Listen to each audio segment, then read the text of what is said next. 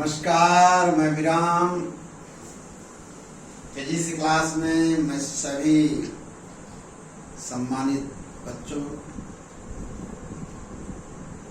आपका स्वागत करते हुए आपकी तारीफ करना चाहता हूं कि मेरे द्वारा जो दिया गया जो फंडामेंटल कंसेप्ट है, जिसके द्वारा फिजिक्स पढ़ने का आपके अंदर एक उत्साह पैदा हो रहा है, मौलिक कंसेप्ट सीख रहे हो और उस मौलिक कंसेप्ट के आधार पर आप अपने आने वाले कंपटीशन बोर्ड की तैयारी कर रहे हो। इस आधार पर प्यारे बच्चों, रदरफोर्ड का परमाणु मॉडल तथा alpha scattering, alpha particle scattering पर हम चर्चा किए हैं।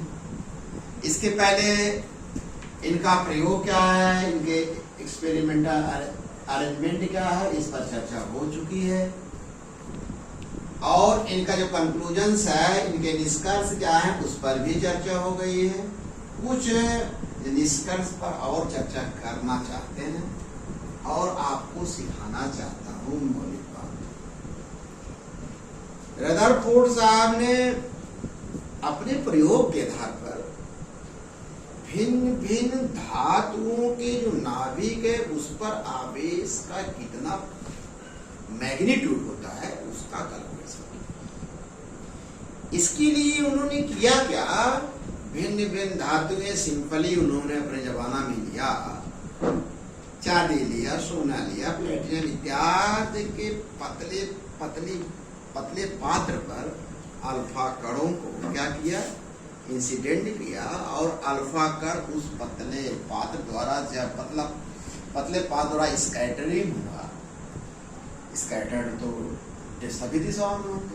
इन्होंने एक निश्चित दिशा में अल्फा कणों की गणना किया, क्या, भिन्न भिन्न धातुओं के लिए, एक धातु के लिए नहीं, भिन्न भिन्न धातुओं के लिए एक ही दिशा में स्कैटरिंग, जो स्कैटरिंग माने प्रकीर्णित अल्फा कणों की संख्या को जो काउंट किया, गिना, तो जानते क्या पाया कि भिन्न भिन्न धातुओं के लिए यह अल्फा कणों की संख्या भिन्न भिन्न, और जब भिन्न भिन्न हो तो आश्चर्यचकित हुए और इस रिजल्ट पर उन्होंने पहुंचा कि भिन्न भिन्न जो धातुओं के नाभिक पर जो धन आवेश का परिमाण होता है वो भिन्न भिन्न।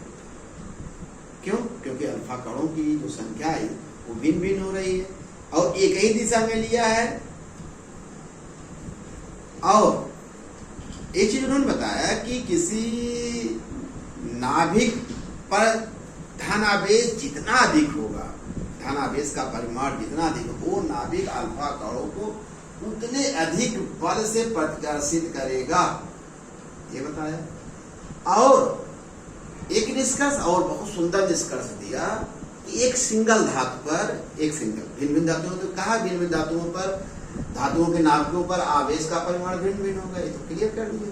फिर एक सिंगल धातु के लिए उन्होंने बताया, सिंगल धातु पर जब अल्फा कणों को इंसिडेंट किया और एक निश्चित दिशा में स्कैटरिंग अल्फा कणों, सिंगल धातु के लिए एक निश्चित दिशा में स्कैटरिंग मतलब एक निश्चित दिशा में प्रकीर्णित अल्फा कणों की जो संख्या है, उस धातु के नाभिक पर उपस्थित धन आवेश के परिमाण के वर्ग के अनुपाती पाया।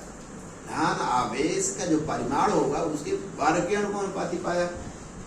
इतना कहकर उन्होंने क्या कहा कि और वैज्ञानिकों ने यह कहा, ठीक है, बहुत अच्छा कार्य है साहब आप, लेकिन 1920 में जब चैडविक ने अपने प्रयोग के आधार पर बताया कि किसी भी धातु के नाभिक पर, ये न्यूक्लियस है बेटा, धातु के नाभिक पर जो आवेश होता है प्लस जेड ही होता है,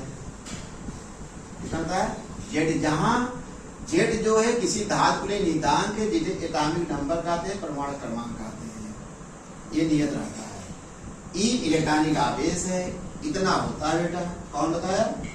चैडविक ने। जब चैडविक ने बताया, अब क्या हो जाएगा, इनके आधार पर, चैडविक के आधार पर इनका जो हुआ कि प्रकीर्णित अल्फा कणों की संख्या जो होगी वह अनुपाती होती है नाभिक पर उपस्थित आवेश के परिमाण के बारे में उस समय वो कहा, लेकिन जब 1920 में चैडविक ने कहा तो जेडी बराबर हो गए, क्योंकि नाभिक पर आवेश कितना उन्होंने निकाला, आवेश का जो परिमाण निकाला, अच्छी बात है, इतना क्लियर हो गया बेटा। अब इस आधार पर एक चीज और निकाल सकते हैं, कूलाम का जो नियम है, कूलाम का नियम जो आप लोगों ने अब तक ये सीखा है या जाना है, क्या जाना है क्या सीखा है, ये जानते हो, यह बराबर 1/4πε0 Q1 Q2 बटा R स्क्वायर। लेकिन अब क्या हो जाएगा, 1/4πε0 नाभिक ZE है, अल्फा कण पर आवेश 2E है, भाई अल्फा का टकरा रहा है किससे, नाभिक पे, नाभिक पर आवेश का परिमाण ये हो गया, अल्फा कण पर आवेश का परिमाण, इलेक्ट्रॉन का आवेश, और बीच की दूरी मान लीजिए दोनों के, अल्फा कण और नाभिक, R हो तो R स्क्वायर हो गया। तो पहले आप ये लिखे थे, लेकिन अब ये जब ये निष्कर्ष बता देंगे तो कूलाम का नियम नाभिकों के लिए हो जाएगा 1/4πε0 2ZE square upon R square. और यह जो इनका निष्कर्ष, इसी आधार पर एक निष्कर्ष जो 6 आ रहा है प्यारे बच्चों, इन्होंने कहा कि अल्फा कोण पर, थीटा कोण पर परिकलित अल्फा कणों की संख्या होती है, इस संबंध के अनुसार वाली होती है, यंग समानुपाती 1/sin4 θ/2। और अदर नोट में यह थीटा कोण पर स्कैटरिंग अल्फा कणों, जिस कोण पर अल्फा कोण से वो और अल्फा कणों संख्या, ये ग्राफ एक बहुत इंपॉर्टेंट ग्राफ मिला, इस एक्सिस पर थीटा दिखाइए, यहाँ अल्फा कणों संख्या, इस तरह ग्राफ प्राप्त होता है। यह ग्राफ परवलयाकार है। एक निष्कर्ष उन्होंने और दिया, बहुत बढ़िया निष्कर्ष है, कोण थीटा पर प्रकटित अल्फा कणों की संख्या और जो जिस पर अल्फा कण गिर रहा है वो पतली पन्नी या पत्र की मोटाई T हो तो माने स्कैटरिंग अल्फा कणों की संख्या और जो थिकनेस ऑफ फाइल है उसमें यह संबंध होता है, यानी क्वांटिटी इक्वल टू कांस्टेंट। यह उनका ये महत्वपूर्ण निष्कर्ष है। ये मौलिक कंसेप्ट बेटा, इसका बढ़िया से नोट्स बना लीजिए। जब हम लाइव रहता हूँ तो जो भी प्रॉब्लम हो, जो भी आपको शिकायत करना हो या हमसे और एक्स्ट्रा जानना है, मौलिक कंसेप्ट लिखना हो तो बात करिएगा, बढ़िया से नोट बनाइएगा।